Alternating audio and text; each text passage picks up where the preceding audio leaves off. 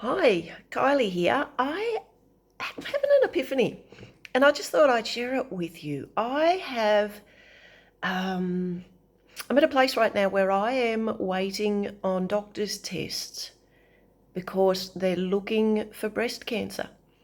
And I had a mammogram 2 weeks ago. I get them regularly now because my mum's had breast cancer. And this time I went and I got the call back to go, come back in straight away, which is always concerning. And the people were fantastic, absolutely fantastic, down in Port Macquarie here. And they were brilliant. And I just said to them, look, can I look? Can I look at what you're scanning for? Can you tell me what you're doing? And they were brilliant. And it turns out that what they think they've seen is the same sort of cancer that my mother had. And I'm only 48 years old. And it's not the first time cancer has been part of my life. This time 7 years ago, I was in the process of being diagnosed with a brain tumour, and you can still see that's just part of the scar. That ridge that you can see down there, that was all part of getting the brain tumour out. And so it's not the first time the word cancer has been thrown around in my environment and at me. And here I am sitting again waiting for tests. Now, I got called back for the mammogram 2 days after that, which was the second attempt at getting a mole out because the mole was on the turn into something nasty. And so now I'm sitting here just going, fuck, this is the third time. Like this one on the arm, caught early. Thank you. It wasn't a melanoma. It was caught early, and so we should be fine. I've just got to go back and get the stitches out and get the final biopsy results. But to have that just reminded me about health and well-being stuff on the arm, and then 2 days later to get to get a message on your answering machine going, oh, it's such and such from the place where you got the mammograms from. We need you to call us and we need you to come in today. To hear a message like that on the phone 2 days after you're just pondering, going, whoa, look, my body thought about doing cancer again, and then you get that one, you just go, oh my God. And so I've been processing that, and what has struck me is, because 7 years ago, I just went, right, I'm going to make all these lifestyle changes and all that sort of stuff. And I mean, I was physically healthy. I looked after my health. I've looked after my food. Anyone who knows me knows that I'm really on top of looking after those sorts of things. And I was fit, I was healthy. But what I was 7 years ago was stressed to the eyeballs. Absolutely stressed to the eyeballs. I was in a really unhealthy marriage.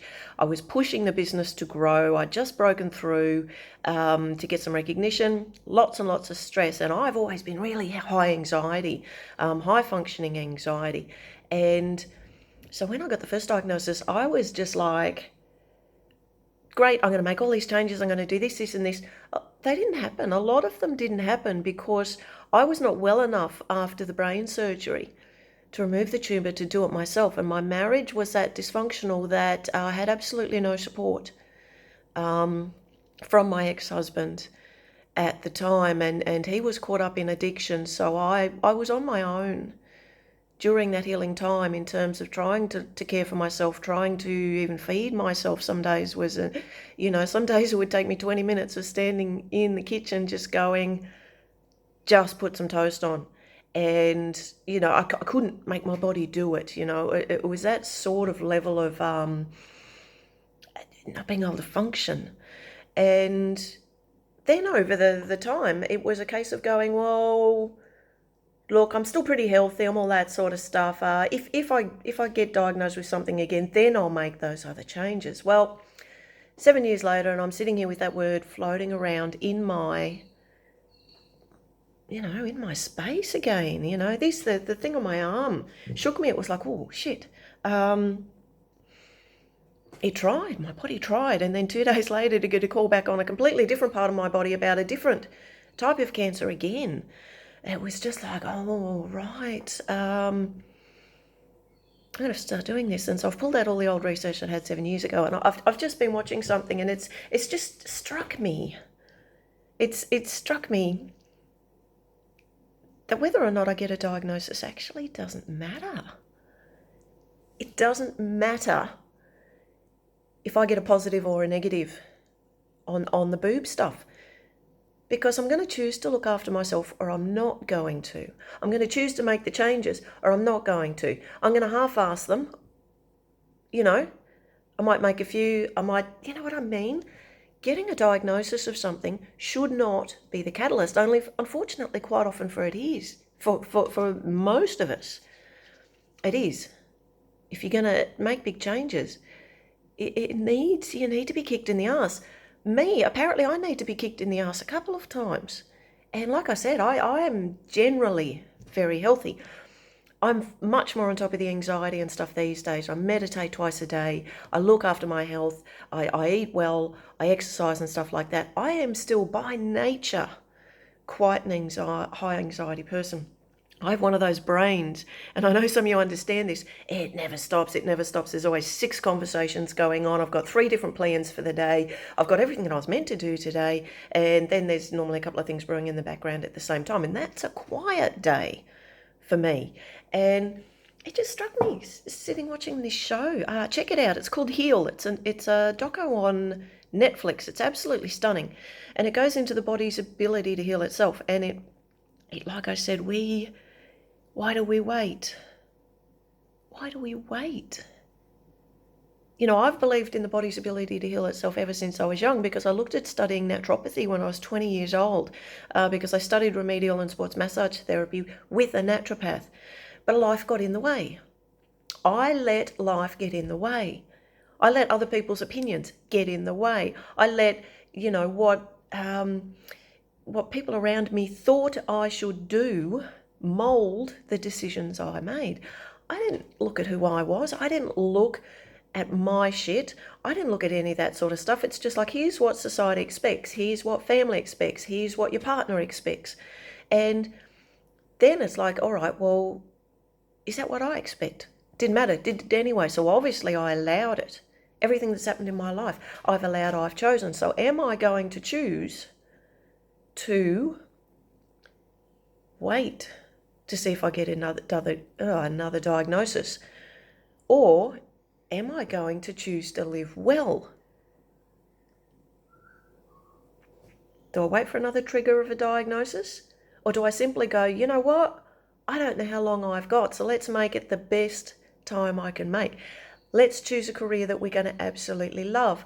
You know, there's stuff I haven't done yet in terms of how I want to spend my days working. I don't like that word. How I want to spend my days creating. There's a whole lot of stuff I haven't done yet, because I'm waiting for the right time, because I'm waiting till I have more money, all that sort of stuff. And do you know what? I may not get that time. Like I said, 48, the C word's been thrown around me again, and I've already had it once. What am I waiting for? What am I waiting for? Is everything suddenly going to change when they come back and go, yeah, you've got cancer again? Why isn't it changing now? Why isn't it changing? Simply because I want it to change. This is a fascinating path. I'm going to share more about this. I'm going to start sharing the roller coaster. I'm going to start sharing just thoughts on different things, because I've been doing personal growth for years and years and years. And a lot of what I experience, it's a very personal path. But if it helps anyone out there, you know, I'm going to start sharing this sort of stuff. I'm going to start sharing my own journey. I'm going to start sharing when I fall over and skin the knees, and when I don't feel like doing it. And trust me, that's going to happen. I just want to help someone. If someone can learn this lesson quicker than I do, because I said something that triggered it, fantastic. Absolutely fantastic. Share along. If you know anyone who's had a cancer diagnosis, waiting for a cancer diagnosis, you know, anything like that, share this with them. Let them know they're not alone. You know, I'm sitting here right now going, when is that doctor going to call? I know what they're looking at. I've seen my own scans. You know, it was the same with the brain tumour. The day I got those scans back, I had 2 weeks before I got back to the doctor. I knew there was something on those brain scans that shouldn't be there for 2 weeks. I sat with that. And the only person who knew that was my husband, who, like I said, it was a massively dysfunctional relationship. I didn't have that support. And I was waiting to find out what this was that was growing in my head. Now I'm waiting to find out what this is that's growing in my breast and share this with someone who's waiting, because it is lonely. It is so lonely when you're waiting, but so many of us do it. And we suck it up and we suck it up. And we go, no, I'm just going to wait and I'm just going to get on with stuff and I'll make the change once I know what's going on. Why not make the change now? Why not do it now? I'm going to. I've decided I'm going to. There's all sorts of stuff I want to do. I'm going to make the change. So I'm going to keep sharing. I hope you're all having a fabulous day. I hope most of you aren't sitting in this situation waiting, to see if their left boob's trying to kill them. This is life. Get out there and live it. I'm going to get out there and live it. So we'll talk to you soon.